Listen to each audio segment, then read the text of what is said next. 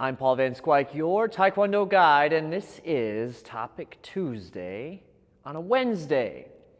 Welcome, welcome. Let's jump into your topics, starting with Tushar Bahala 5336. Hello, sir. What are your views on Hapkido? Does learning your second martial art simultaneously complement the first one necessarily? I wish to do Taekwondo and Hapkido simultaneously, though we only have Taekwondo around where I live. All right, well, let's start out with my views on Hapkido. I did it for maybe 3 or 4 years, and then followed up with about 7 years of Aikido, which I still practice with my students to this day, but 7 years of formal training in an Aikido dojo. Things that you'll get from Hapkido, more than likely, if it's anything like what I did, that are really good. You get a lot better at falling. You learn to fall and roll and do all kinds of interesting maneuvers to keep yourself safe when you're getting flipped or thrown. And then technique-wise, we did some of the basic throws out of judo, which were fun to learn, along with some wrist locks and strikes that you don't often see in Taekwondo, like low kicks and sweeping kicks. So I really enjoyed Hapkido. Tends to be that there isn't a resistance component, although it varies from school to school. I did go to a Hapkido tournament a couple times that had Hapkido sparring, and it was very similar to Taekwondo sparring, but you could also throw your opponent. You could not punch the face. You could do the Taekwondo kicks, not the low kicks, but Taekwondo style kicking in the sparring, along with all of the sorts of throws of judo. And you could even wrist lock them if you wanted to, although that's something that's not likely to come up in a situation like that. But tends to be that it's practiced more traditionally, not as a sport, and there's not a lot of a resistance component to it. So just be aware that that's usually the case for Hapkido. When it comes to practicing simultaneously, there's nothing wrong with that. The only time I would discourage someone from doing that is if they're a beginner. Say you're a beginner in Taekwondo. I would not encourage you to simultaneously practice Shotokan Karate if you're also a beginner in Shotokan Karate. Why? Well, they're very similar to each other, but there's a lot of subtleties that are different between the two arts, and those subtleties, I think, would confuse a new student pretty severely. But on the flip side, if you're a Taekwondo student and you want to go do Judo, well, those are two very different arts, and really I don't think there's going to be any confusion by practicing them simultaneously. So in the case of Hapkido, I'd say thumbs up. It's perfectly fine to do in conjunction with your Taekwondo training. Now, that being said, remember that if you split your attention, so let's say you're like the average person and you spend about 3 hours a week training. That's typically what I observe. People will give their training, and sometimes it's even just 2 hours a week. If you're in that camp and that's all you're willing to devote to your training, and you go, okay, I'm going to do an hour and a half of Hapkido, or an hour of Hapkido, and an hour or an hour and a half of Taekwondo to make up that 3 hours you're willing to give per week. That's not enough. You're splitting your attention too thin in that case. If you do 3 hours of Taekwondo a week and then 3 hours of Hapkido a week, that works. Again, you're not splitting your attention too thin. There's a certain minimum. I think the minimum that you have to give an art when you're new to it is 2 one-hour classes a week, so 2 hours a week, and then you're probably realistically going to have to spend a little time training at home to retain some of the stuff, to sharpen some of the stuff. So we could say 3 hours a week right there. I think that's pretty much a minimum to move through a system if you're new to it. So if you want to take on a second art at the same time, then you're going to have to give equal attention to that art. Now, if you are a third-degree black belt in Taekwondo, you don't need to necessarily put in all that time to build the skills anymore. The skills will stay with you a lot more easily. You can retain them by going through them less. So, if you want to cross-train once you have more experience, it's a lot easier. Okay, that covers topic 1. Topic 2 comes from Cindy Pearson, 6324. Yesterday, I trained with a student from a different school. We both knew Bassai, but I quickly realized we executed the form differently. Can you give some background on where this form came from and why it has so many different ways of doing it? Yeah, leave me a comment if you practice Basai. It's technically not a Taekwondo form, it's a Tangsudo form, but since many Taekwondo schools came out of the Tangsudo world, a lot of people still practice Basai in a Taekwondo school. I see it at tournaments frequently. So we do it because of our Tangsudo background. Anybody else do Basai? Okay, so the story. Basai is thought to have been brought or created by a gentleman named Sokan Matsumura. He's the sort of pioneer Okinawan karate practitioner who started the branch that we would call Shorinryu. So it would lead to Shotokan and then later Taekwondo. That whole lineage of martial arts you can really trace to this guy. The legend goes that he was out on a boat, maybe fishing, and a storm or some sort of event caused him to wash ashore in China. This Okinawan guy in China. And in China, he learned the martial arts and then brought them back to Okinawa. Now, I don't know if that's a true story. It's the legend.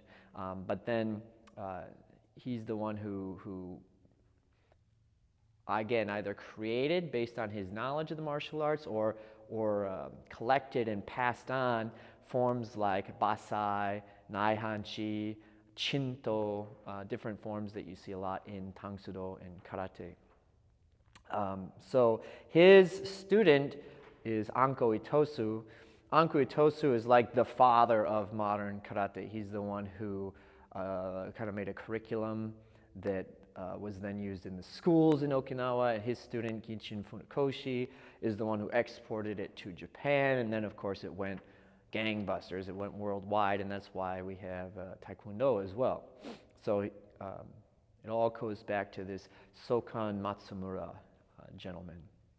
Now, why is it different? It is funny. If you look at Shorinryu, like you can call it Matsumura Basai, it does look quite a bit different from the one that we do today. I don't know where all the different variations came in, but of course, before things were systemized, every instructor would sort of add their own twist to the form. But by the time it got to the third student in his lineage, Gichin Funakoshi, it looks very similar to the one that we do in our dojang here. So I feel like it was probably Anko Itosu who came up with the version that's very similar to the one that we do. But I don't know all the different nuances and the variations and where they occurred. I don't know if anybody knows. It would be interesting to try to trace that. It's just like Naihanchi. Naihanchi has a whole bunch of different subtle variations from dojo to dojo. So it's a whole project to try to understand where the little changes came about in its history. I think if there was more on that subject. I did want to mention, about Basai, that there are even two versions of it. The one that we do is technically called Basai Dai, and there's also a Basai Sho, which I do not know. So there are actually two versions of Basai that are quite different from each other. And a lot of times a karate dojo or Tangsudo school will actually teach both because they're totally different forms under the name Basai, which, by the way, means something like storming a fortress. All right, next question is from Kevin Howe, 5502. Hi, Paul, your videos rock. Thank you so much for all the info and keeping it light with humor. I'm 41 and watching my son start his Taekwondo journey has inspired me to do it with him. I work out 3 to 4 times a week to keep myself in shape and have started working on the hip flexibility drills you posted the last few months, but can't even get a roundhouse or side kick very high at all without pain. I'll certainly check out your other videos, but how long a path should I expect for 40-plus-year-olds? Also, as someone weary of concussions after having some younger in life, should I let this hold me back from sparring? Good questions. So let's start with the flexibility training. It's slow progress for any age. Obviously, younger people can pick it up quicker, but it's like going to the gym. People get this concept in their head that they can look like a bodybuilder in the span of a year. If you know anything about going to the gym, it sounds like you do, you know how hard it is to build a muscular physique, the amount of time and energy that takes, and consistency, and then how easy it is to fall off the bandwagon, to lose your progress. Flexibility is similar. So don't look at your progress in terms of a few months, look at it in terms of years. It is amazing to see how much flexibility someone who's working hard will gain between the time they start as a white belt and the time they get to black belt, even if they are an older student. Have someone who's my age, coming up on 37 here, and I've watched them just absolutely skyrocket their hip mobility in the course of about 2 years. It's incredible the difference that they've made by doing the training. But they're really dedicated to stretching, so you have to put the time and work in, certainly. What I would recommend is every quarter of the year, try something where you actually measure the tangible results of your stretching. So for example, we have one where you put a tape measure on a box and then you reach down to touch your toes. If you can touch your toes, you're at a 0. If you can go past your toes, past the edge of the box, then you start accumulating inches in that particular stretch. And so if you practice that stretch, multiple times a week, and then every quarter kind of check your progress, it'll be interesting to see how far you can get down. The same goes for working on your splits. Maybe take a ruler and see how far you are from the ground, how much you've improved in that span of 3 or so months. Now, that being said, everybody has natural sort of plateau phases in their flexibility, meaning that you can get them to a certain point, like they'll see progress, and then they're going to plateau. And the amount of effort it takes to take them out of that plateau can almost be past what's worth your time doing. So it's going to depend on each individual person when it comes to flexibility. No doubt, that's a big factor. Just as it is for any other athletic pursuit like strength training. Some people are just more explosive than others. Some people are built for endurance. Right? These things are just genetic. So you have to kind of feel out where your body is going to plateau, and then you can either make the choice of like really trying to hammer through that, or just accepting that that's kind of the place that you're able to get to without putting in superhuman effort, and then work on what kind of tools you can realistically use based on the flexibility you have in that kind of plateaued area. So